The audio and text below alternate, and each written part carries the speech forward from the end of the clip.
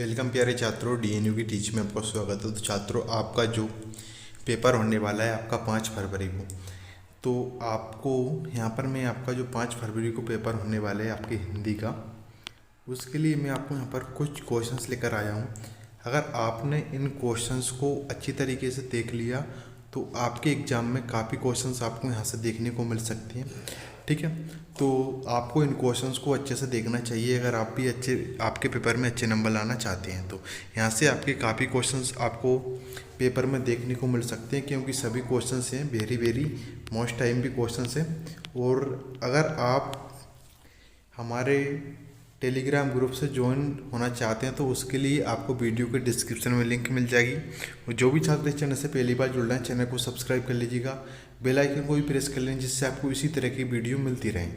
ठीक है, तो यहाँ पर आपको बिना टाइम वेस्ट किए इस वीडियो को स्टार्ट करते हैं। ये आपको यहाँ पर क्लियर बता रहा हूँ, सभी क्या है वेरी वेरी मोस्ट टाइम भी क्वेश्चन है। ये आपका एक आदर्श प्रश्न पत्र सेट में आपको यहाँ पर बता रहा हूँ। ठीक है, तो आप क्वेश्चंस क्या हैं, जैसा कि आप यहाँ पर देख सकते हैं, एमपी बोर्ड्स की तरफ से ये जारी किया गया था। ठीक है, एमपी बोर्ड्स की तरफ से ये जारी किया गया था। तो रीतिकालीन काव्य की 2 विशेषताएं प्रवृत्तियां लिखिए, तो ये आपको जरूर पढ़ के जाना है। इसके बाद अथवा में आपको दे रखा है प्रयोगवादी काव्य की 2 विशेषताएं या प्रवृत्तियां लिखी। मैं ऑब्जेक्ट टाइप क्वेश्चंस आपको नहीं बता रहा हूँ, इसके बाद जो वीडियो बनाऊंगा उसमें आपको ऑब्जेक्ट टाइप क्वेश्चंस बता दूंगा। ठीक है, इसके बाद आपको यहाँ पर दिया है सूरदास अथवा जयशंकर प्रसाद की काव्यगत विशेषताएं निम्न बिंदुओं के आधार पर लिखिए। तो आपको सूरदास जी की या जयशंकर प्रसाद जी की विशेषताएं लिखना है निम्न बिंदुओं का। क्या करना है, सिर्फ आपको क्या लिखना है, 2 रचनाएं करना है। वो कला पक्ष हो सकता है आपके भाव पक्ष भी पूछ लें, लेकिन आपको भाव पक्ष कला पक्ष साहित्य में स्थान भी करके जाना है, और 2 रचनाएं तो आपको कम से कम करना है।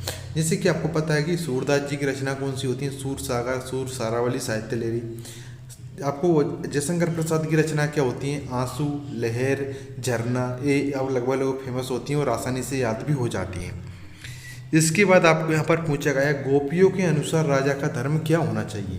ये सभी क्वेश्चन बता रहा हूँ, काफ़ी मोस्ट टाइम पे क्वेश्चन हैं। इन क्वेश्चंस को नहीं छोड़ना है आपको, इनको अच्छी तरीके से आपको कर लेना है। ठीक है, अभी तक आपने याद नहीं करे तो आप याद भी कर सकते हैं, अभी तो टाइम है आपका पेपर में।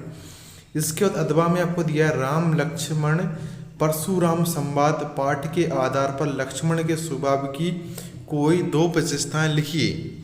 इसके बाद आपको यहाँ पर नेक्स्ट क्वेश्चन में पूछा गया है कवि सूर्यकांत त्रिपाठी निराला की आंख फागुन की सुंदरता से क्यों नहीं हट रही, लिखिए। आपको अथवा दिया है बच्चे की दंतुरित मुस्कान का कवि नागार्जुन के मन पर क्या प्रभाव पड़ा। इसके बाद आपको यहाँ पर दिया है महाकाव्य की कोई 2 विशेषताएं लिखिए। अथवा आपको यहाँ पर दिया है विभाग एवं अनुभाग में कोई 2 अंतर लिखिए। इसमें आपको विभाग अनुभाग पूछा है, आप हो सकता है संचारी भाव भी आप करके जाइएगा। और आप रस किसे कहते हैं, रस की परिभाषा तो आपको करना ही है। इसके अलावा आपको रस के स्थायी भाव, रस के आपको क्या करना है, स्थायी भाव जरूर करना है। स्थायी भाव में से आपका 100% क्वेश्चन आपका आएगा।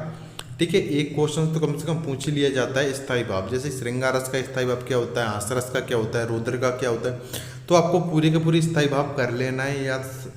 इसके बाद आपको यहाँ पर करना है क्वेश्चंस जो बता रहे हैं इनमें से बिल्कुल क्वेश्चंस कोई भी मत छोड़िएगा, क्योंकि सभी क्वेश्चन सिलेक्टेड क्वेश्चंस हैं और यहाँ से आने के चांस हैं आपके पूरे के पूरे। दोहा छंद की परिभाषा उदाहरण सहित लिखिए। अथवा आपको यहाँ पर दिया है अन्योक्ति अलंकार की परिभाषा उदाहरण सहित लिखिए। तो आपको अन्योक्ति, अतिशयोक्ति, आपको मानवीकरण, ठीक है, तो सभी अलंकार आपको अच्छे तरीके से करके जाना है उदाहरण सहित। ठीक है, इसके बाद आपको गद्य की प्रमुख एवं गौण विधाओं के नाम। इसके बाद अथवा दे रखा है रेखा चित्र एवं संस्मरण में कोई 2 अंतर लिखिए। तो इसका आपको क्या कर लेना, रेखा चित्र संस्मरण दे रखा है, लेकिन आपको क्या कर लेना, कहानी और उपन्यास में भी अंतर करना है। ठीक है, और भी आपको जैसे कि और भी कम से कम ये तो आपको करके, नाटक और एकांकी मंत्र बिल्कुल नहीं छोड़ना है, आपको ये जरूर कर लेना है। ठीक है, कहानी उपन्यास में अंतर भी आप कर सकते हैं। इसके बाद आपको यहाँ पर दिया राम वृक्ष बेनीपुरी अथवा भदंत आनंद कौशल्यायन की साहित्यिक विशेषता निम्न बिंदुओं के आधार पर कीजिए। तो 2 रचनाएं करना है और भाषा शैली ये आपको कर लेना है। इसके बाद आपको यहाँ पर दे रखा है मूर्ति पर लगा सरकंडे का चश्मा क्या उम्मीद जगाता है, ये आपको करना है। इसके बाद अथवा दिया है बाल गोविंद भगत पाठ के आधार पर भगत के गायन की विशेषताएं लिखिए। इसके बाद आपको यहाँ पर दिया है नेक्स्ट वाला, सुशिर वाद्यों से क्या अभिप्राय है, किस वाद्य को सुशिर वाद्यों में साखी उपाधि दी गई है। अथवा आपको यहाँ पर दिया वास्तविक अर्थों में संस्कृत व्यक्ति किसे कहा जा सकता है, वास्तविक अर्थों में संस्कृत व्यक्ति किसे कहा जा सकता है। इसके बाद निम्नलिखित वाक्यांश के लिए एक शब्द लिखिए। तो क्या है, जो बात लोगों से सुनी गई हो। इसके बाद कम खर्च करने वाला। इसके बाद आपको यहाँ पर दिया है निम्नलिखित मुहावरे का अर्थ लिखते हुए वाक्य में प्रयोग कीजिए। इतिश्री होना, टेढ़ी खीर होना, तो ये आपको करना है। इसके बाद आपको यहाँ पर दे रखा है बच्चे माता पिता के प्रति अपने प्रेम को कैसे अभिव्यक्त करते हैं, लिखिए। अथवा आपको यहाँ पर दिया है कभी श्वेत तो कभी रंगीन पताकाओं का फहराना किन अलग अलग अवसरों की ओर संकेत करता है।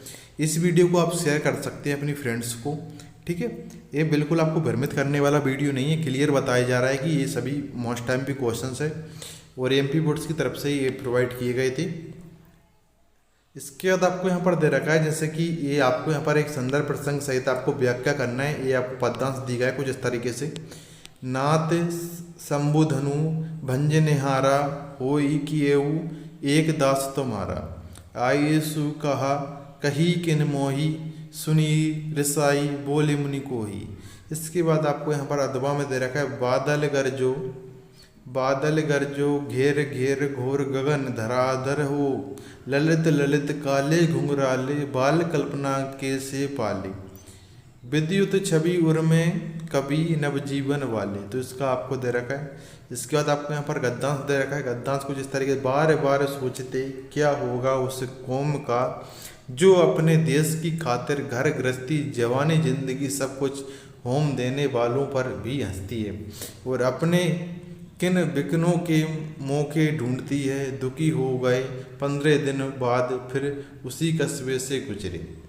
अथवा में दिए काशी संस्कृति की पाठशाला शास्त्रों में आनंद कानन के नाम से प्रतिष्ठित, काशी में कलाकार हनुमान व नृत्य विश्वनाथ हैं, काशी में बिस्मिल्लाह खां हैं, काशी में हजारों सालों का इतिहास है जिससे पंडित कंठे महाराज हैं, विद्याधरी हैं बड़े रामदास जी हैं, मौजूद्दीन खां हैं, वह इन रसिकों से उपकृत होने वाला अपार जन समूह है।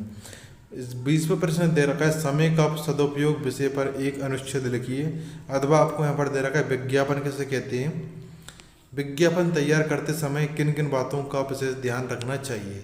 इसके बाद आपको यहाँ पर दे रखा है निम्नलिखित अपठित गद्यांश अथवा काव्यांश अथवा गद्यांश को पढ़कर पूछे गए प्रश्नों को उत्तर दीजिए। तो आपको यहाँ पर दे रखा है बची हुई जिंदगी का एक टुकड़ा है मेरे पास, इसे मैं अंधेरे से छीन कर लाई हूँ, देर तो हो गई सन्नाटा कितना भी भयानक हो, उसमें भटकते स्मृतियों की पदचाप, अपनी आहट से हमें जगा देते हैं, इसमें फूटेगी सुबह की किरणें मुस्कुराती कोफलों से।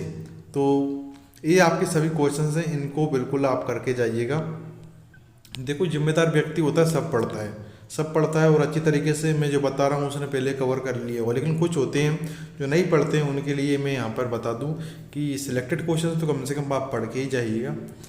इसके बाद आपको यहाँ पर और दे रखा है। इसके बाद आपको यहाँ पर क्या दे रखा है, परीक्षा काल में ध्वनि विस्तार यात्रा के यंत्र पर प्रतिबंध लगाने हेतु जिला अधिकारी को आवेदन पत्र। अथवा आपको अपने वृद्ध दादा दादी के स्वास्थ्य की जानकारी लेने के लिए अपने पिताजी को पत्र लिखना है। ये आप एक और देख लीजिएगा, जी आपको गद्यांश बच रहा था, वैदिक काल से ही हिमालय पहाड़ों को बहुत पवित्र माना जाता है, इसको देख लीजिएगा।